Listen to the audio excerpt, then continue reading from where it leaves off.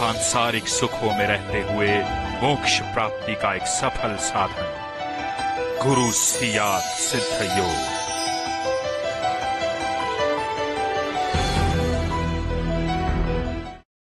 जय गुरुदेव, जय दादा गुरुदेव, जय गुरुदेव सभी को। पूज गुरुदेव की दिव्य लेखनी में से जिस लेख को आज हम पढ़ेंगे उसका शीर्षक है संसार का हर प्राणी ईश्वर कृपा का अधिकारी है। 5 फरवरी 1988 को पूज गुरुदेव ने यह लेख लिखा था। गुरुदेव लिखते हैं, संसार के सभी जीवधारियों में मनुष्य योनि सर्वोत्तम है। मनुष्य योनि के द्वारा ही जीव मोक्ष की प्राप्ति कर सकता है। यह योनि एक ऐसा संगम है जहां से अगर जीव अच्छे कर्म करता है तो निरंतर ऊपर उठता हुआ निश्चित रूप से मोक्ष प्राप्त कर लेता है, और यदि इस संगम से मनुष्य बुरे कर्मों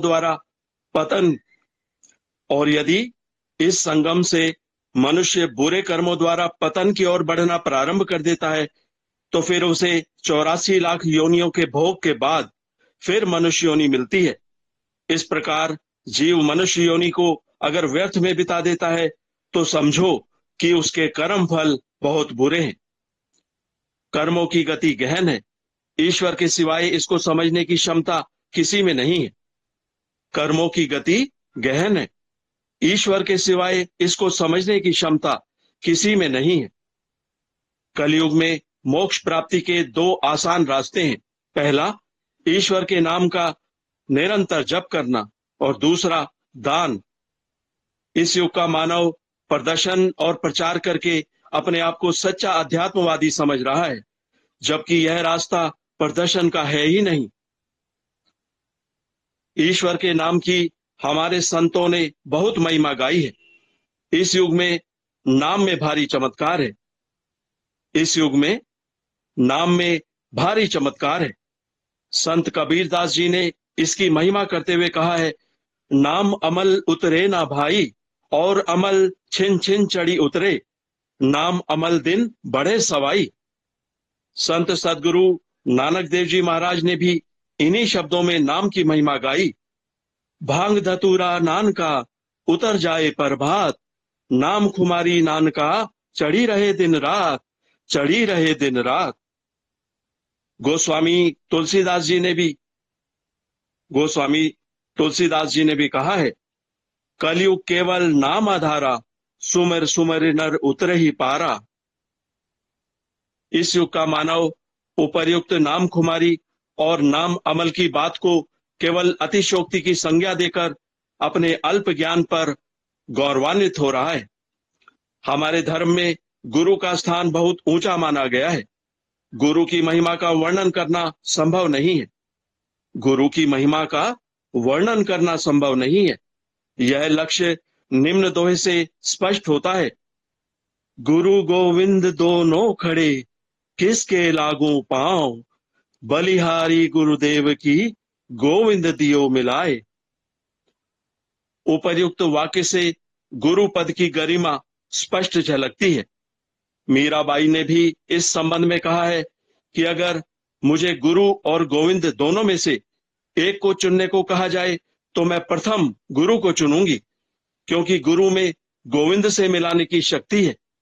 अगर गुरु को छोड़ गोविंद को चुनूं और यदि दैव योग से गोविंद से बिछुड़ जाऊं तो फिर उससे मिलना संभव नहीं।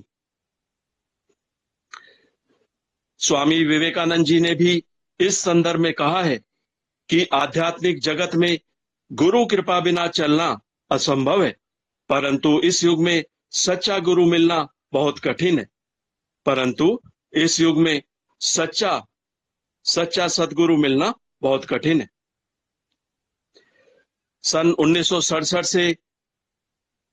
सन 1967 से लेकर 1982 तक मैं भी यही कहता था कि मेरे और ईश्वर के बीच में गुरु की दलाली की क्या आवश्यकता है।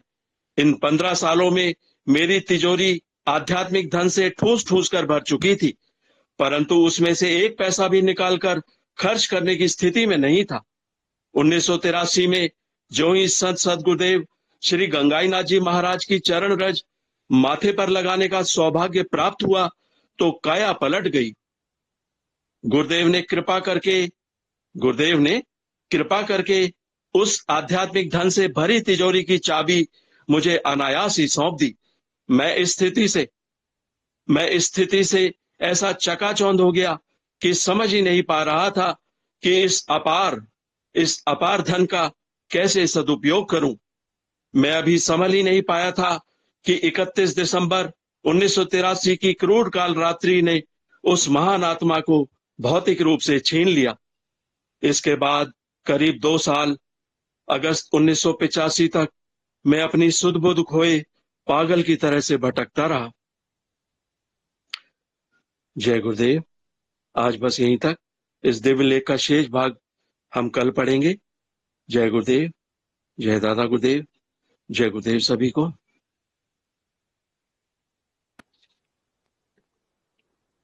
जय गुरुदेव। सभी गुरु भाई बहनों को जय गुरुदेव। जैसा कि विनोद जी भाई साहब ने आज दिव्य लेखनी का वाचन किया है, जिसका की शीर्षक है संसार का हर प्राणी ईश्वर कृपा का अधिकारी है। गुरुदेव ने जो दीक्षा, सिद्ध योग की दीक्षा हमें दी है और जो रास्ता हमें दिखलाया है, वो हमारे ऊर्ध्वगमन अर्थात उत्थान का रास्ता हमें दिखलाया है। और जिस तरह भौतिक विज्ञान या भौतिक विषयों का अध्ययन करने के बाद में मनुष्य जो है सुसंस्कृत हो जाता है, अर्थात सभ्य बन जाता है, उसी प्रकार इस आध्यात्मिक विद्या का जो है अध्ययन करने के बाद जो है मनुष्य अपने मूल रूप में परिवर्तित हो जाता है, अर्थात जो उच्चतम विकास है मानव का, वो विकास प्राप्त कर लेता है। लेकिन सच्चे मायने में भौतिक उपलब्धियां एक दायरे तक ही काम करती है और वास्तविक उन्नति, वास्तविक योग्यता तो आध्यात्मिक विकास के द्वारा ही संभव है। गुरुदेव ने जो हमें ज्ञान दिया है, ये जो सिद्ध योग की दीक्षा हमें दी है, इससे मोक्ष की प्राप्ति भी होती है और हमारे अंदर एक तरह का बौद्धिक विकास भी होता है, जिससे कि हम जो है संसार के सारे क्रियाकलापों को जो है बड़े उन्नत ढंग से और बड़े सुंदर ढंग से उनको कर पाते हैं। और सिंपल आराधना जो बताई है, नाम जप की आराधना, जैसा गुरुदेव इस लेखनी में बता रहे हैं कि कलयुग में मोक्ष की प्राप्ति अर्थात जो आध्यात्मिक उन्नति 2 प्रकार से हो सकती है, जो हमारे शास्त्र बताते हैं। एक तो निरंतर नाम जप और दूसरा दान। तो नाम की महिमा सभी संतों ने की है। गुरुदेव ने जैसा कि बताया कि कबीरदास जी ने भी नाम की महिमा की, नानक देव जी ने भी की, तुलसीदास जी ने भी की है। और इन सभी संतों ने एक वाणी में, एक स्वर में कहा कि नाम जप से जो है ईश्वर प्राप्ति संभव है। इतना सहज सुलभ कलयुग में एक साधन जो ईश्वर प्राप्ति का हमें मिला है, तो हमें बड़े सुंदर ढंग से भगवान का नाम लेते हुए इस आराधना को करना चाहिए और गंभीर होके प्रयास करना चाहिए कि हम हमारा कल्याण गुरुदेव के द्वारा बताई गई आराधना से कर सके। और जैसा कि गुरुदेव ने बताया कि मीराबाई ने जो बात कही है कि गुरु और गोविंद अगर दोनों खड़े हो जाएं तो मैं जो है गोविंद से पहले गुरु को चुनूंगी, क्योंकि गुरु ने मेरे को वो रास्ता बताया कि जिससे कि मैं गोविंद को प्राप्त कर सकूं। और अगर मैं कभी गोविंद को भूल भी जाऊं तो पुनः मुझे जो गोविंद से मिलाने वाले हैं वो गुरु ही है। मीराबाई के गुरु रैदास जी थे। रैदास जी भौतिक रूप से बिल्कुल निम्न वर्ग के थे और चमार का कार्य करते थे वो। और गुरु की भौतिक उपलब्धि मायने नहीं रखती। हमारे गुरुदेव भी रेलवे में कार्य करते थे, बड़ी ग्रामीण जीवन से जो गुरुदेव नाता रखते थे और बिल्कुल मध्यम से भी जो निम्नतर जीवन गुरुदेव ने यापन किया। और किसी भी तरह से भौतिक उपलब्धि नहीं होते हुए भी आध्यात्मिक उपलब्धि ईश्वर कृपा से गुरुदेव के अंदर हुई और वो कहीं ना कहीं मानवता के कल्याण का एक मार्ग बन गई। तो जैसा गुरुदेव ने बताया कि गुरुदेव ने जब आराधना की तो पहले गायत्री की सिद्धि हुई गुरुदेव को, फिर श्री कृष्ण की सिद्धि हुई। लेकिन जो उपलब्धि गुरुदेव के पास थी उससे गुरुदेव दूसरों को परिवर्तित नहीं कर सकते थे। गुरुदेव के पास सब कुछ होते हुए भी उस ज्ञान के द्वारा गुरुदेव दूसरों को जो है उन्नत नहीं बना सकते थे। और ये केवल बाबा श्री गंगाईनाथ जी के आशीर्वाद से, एक गुरु की कृपा से जो है ये संभव हुआ। जब गुरुदेव 82 में जब बाबा जी के पास गए और उनसे दीक्षा ली, उनका आशीर्वाद प्राप्त हुआ, तो एक आदेश प्राप्त हुआ गुरुदेव को कि तुम्हें ये कार्य आगे मानवता के लिए करना है।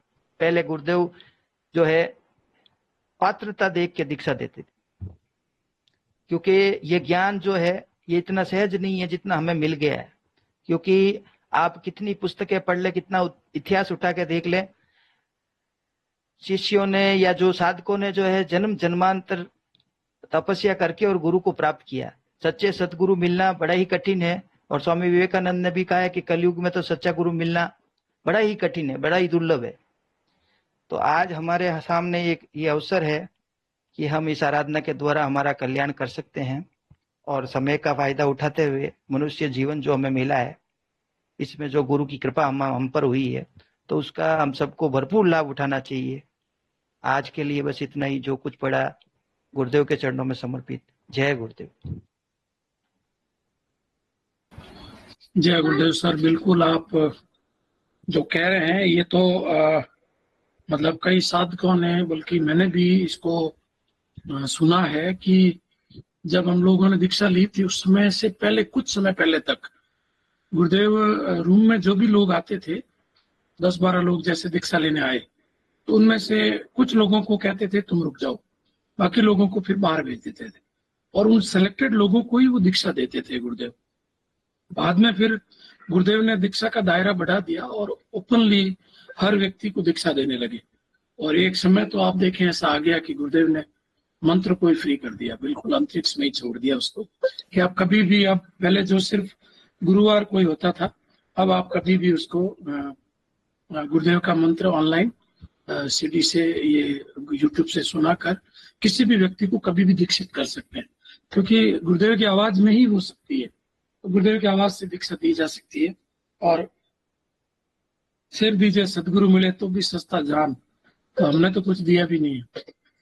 सिर देने के बाद भी गुरुदेव मिल जाए तो भी सस्ता पड़ता है, तो हमें तो बिना सिर दिए ही गुरुदेव मिल गए, तो कितने सौभाग्यशाली हैं हम लोग। तो इस आराधना का मौका हमें नहीं छोड़ना चाहिए, ज्यादा से ज्यादा आराधना में हमें समय अपना लगाना चाहिए। जप और ध्यान, इन दो चीजों में हमें आगे बढ़ना चाहिए। तो हाँ नवल जी, डॉक्टर साहब बोलिए। यदा यदा ही धर्मस्य ग्लानिर्भवति भारत है, अभ्युत्थानाम धर्मस्य तदात्मानाम सृजामि। मतलब मैं सिर्फ इस भारत की धरती पर ही आता हूँ और यही धरती जो है वो सनातन है। हमारे कल की भगवान भी इसी धरती पर हैं और वो भी सनातन के उत्थान के लिए आए हैं। मतलब हम कह सकते हैं सनातन का उत्थान का मतलब है भारत का मतलब है सनातन, और सनातन का मतलब है आत्मा, और आत्मा का उत्थान मतलब ट्रांसफॉर्मेशन होना मनुष्य का। तो मतलब आत्मा का उत्थान मतलब ट्रांसफॉर्मेशन ऑफ ह्यूमन बीइंग। तो जो हम जिस आराधना को कर रहे हैं वो आत्मा का उत्थान है और यही सनातन का उत्थान है। और सनातन के उत्थान से जो है वो पूरी तरह से भारत का उत्थान जुड़ा हुआ है और संपूर्ण मानव जाति का उत्थान भी इसी से जुड़ा हुआ है। तो द्विज के थ्रू हम सभी वासुदेव कुटुंबम के अंतर्गत सभी जुड़े हुए हैं और संपूर्ण मानव जाति का उत्थान का मतलब हम कह सकते हैं कि सनातन के लिए अगर हम कुछ कर रहे हैं तो वो सही मायने में राष्ट्रीयता है। मतलब गुरुदेव का मिशन जो है अपने आप में एक राष्ट्रीयता भी है और ये सनातन के उत्थान जो गीता में लिखा है उसका एक प्रोसेस भी है और डायरेक्टली इनडायरेक्टली हम सभी ईश्वर का कार्य कर रहे हैं। जय गुरुदेव। सर, वो बेंजीन रिंग के बारे में आप जो एक्सपेरिमेंट करके और जो आपने जो कीर्तिमान हासिल किया, स्थापित किया, वो थोड़ा बताइए ना मुझे। वो तो गुरुदेव का चमत्कार है, वो आशीर्वाद दिया हुआ है कि मैं कोरोना काल में बहुत बुरी तरह से परेशान था अपने काम को लेकर। तो अब अनायास ही मुझसे एक ऐसा प्रयोग हुआ जो 17 घंटे का काम था वो मेरे द्वारा 1 घंटे में हो गया और उसको पेटेंट के लिए भेजा हुआ है। भारत सरकार के पास। वो अगर पेटेंट होगा तो सभी से शेयर करूंगा। और इसके अलावा जो भी है सब गुरुदेव का ही दिया। जय गुरुदेव। गुरुदेव अक्सर कहा करते हैं कि मानव चेतना जो है जब विकसित हो जाती है तो विज्ञानमय कोश से ऊपर जो आनंदमय कोश है वो जागृत होता है गुरुदेव की आराधना से। और विज्ञान का जो निज धाम है जहाँ से विज्ञान प्रकट होता है, तो योगी अनायासी उस निज धाम तक पहुंचकर जो है संबंधित ज्ञान विज्ञान प्राप्त कर सकता है। और ये संदेश गुरुदेव के शिष्यों के लिए भी है कि आप सब लोग आराधना करते हैं, आपके अंदर वो शक्ति है, सामर्थ्य है, आप अंदर खोजेंगे तो पाएंगे। आप वो कर सकते हैं जो शायद दुनिया में दूसरा कोई नहीं कर सकता। मुझे ये विश्वास है कि गुरुदेव के शिष्य अगर किसी कार्य को अपने हाथ में ले लें तो वो इतने सुंदर ढंग से और ऐसा कर पाएंगे कि जैसा आज तक किसी ने नहीं किया। तो आने वाले समय में कई प्रयोग, कई विज्ञान में जो कीर्तिमान स्थापित होंगे और गुरुदेव की कृपा से इस योग साधना के माध्यम से मानवता के दुखों का नाश होगा। कई रूपों में होगा, चाहे वो आयुर्वेद के रूप में हो, चाहे वो ज्योतिष के रूप में हो, चाहे ज्ञान विज्ञान के रूप में हो। सभी शाखाओं में जो है गुरुदेव की साधना से लोग निरंतर उन्नति करेंगे। हाँ ललित जी भाई साहब। हाँ, और कोई गुरु भाई अपनी बात कहना चाहें?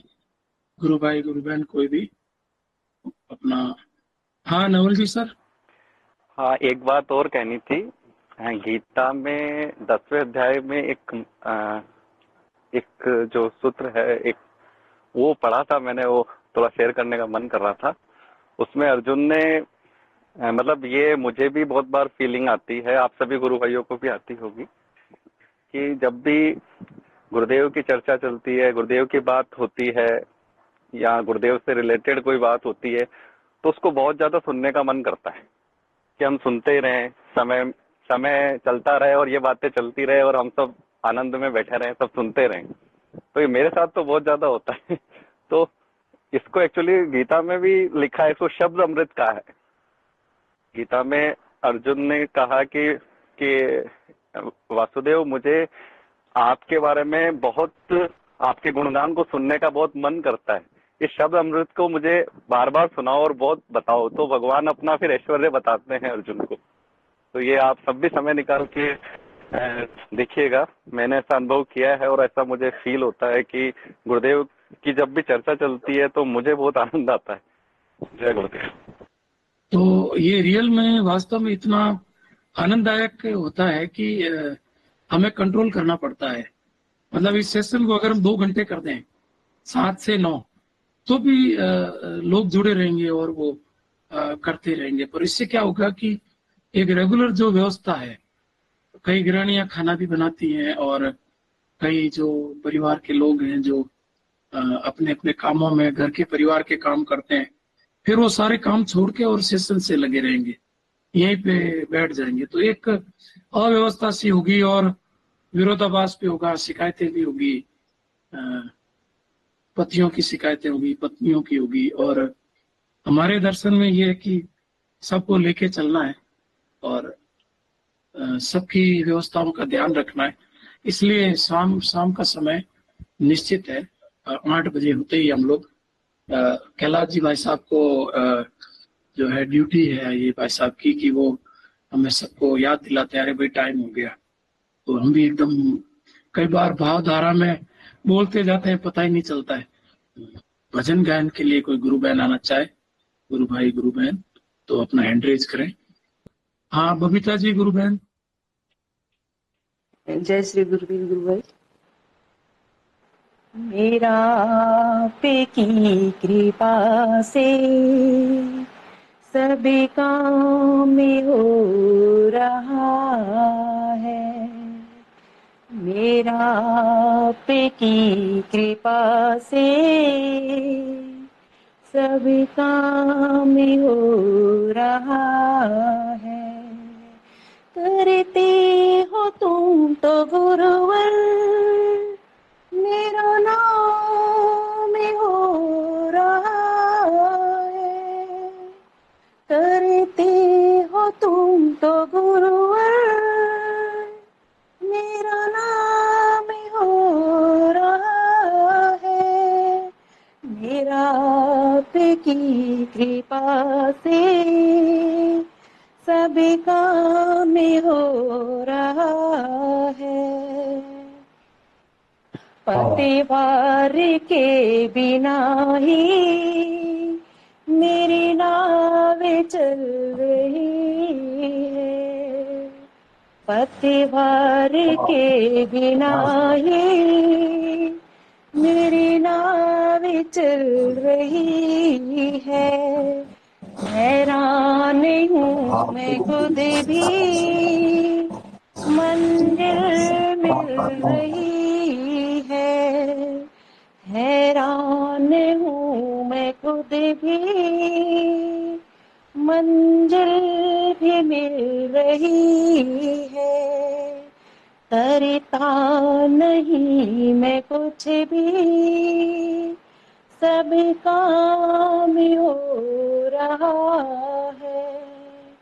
करता नहीं मैं कुछ भी, सब काम हो रहा है।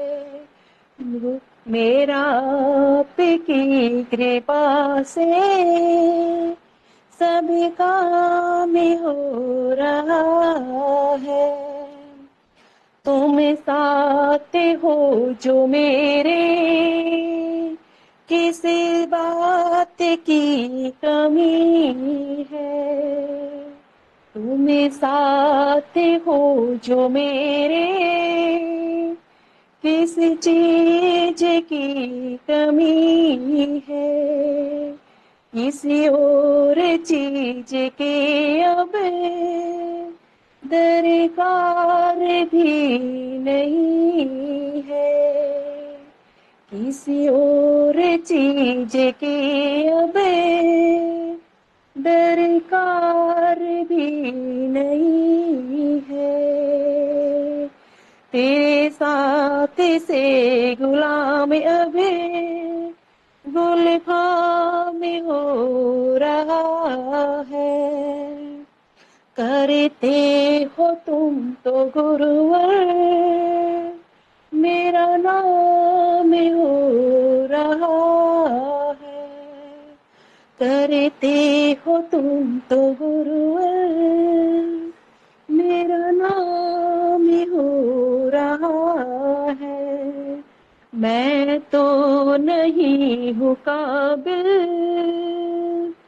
तेरा पार कैसे पाऊं।